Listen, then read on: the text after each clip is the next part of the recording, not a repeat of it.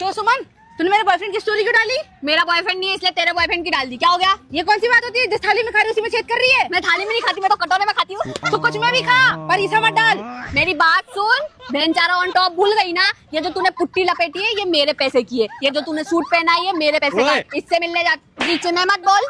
इससे मिलने जाती है, सब मैं दिलाती हूँ ना, तो तू कैसे बोल सकती है मेरे को? तेरा बॉयफ्रेंड मेरा बॉयफ्रेंड एक ही बात है ना। अरे यार तू इधर मेरे पास, एक मिनट इधर।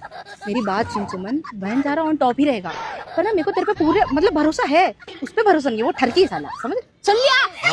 अब तू मेरी बात सुन, ये हीरा है, हीरा बहुत लॉयल है, मेरी गंदी नजर इस पे है, समझी तू? तू कुछ बोल, तेरे ऊपर शक पता नहीं था करती कि है। तू ऐसे नहीं कर सकती है मेरे ऊपर। अरे चुप रह, जा जाके ब्रेकअप।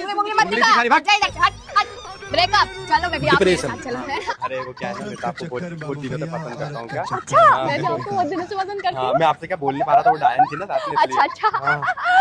लागे की तो हरा बुखार बाटे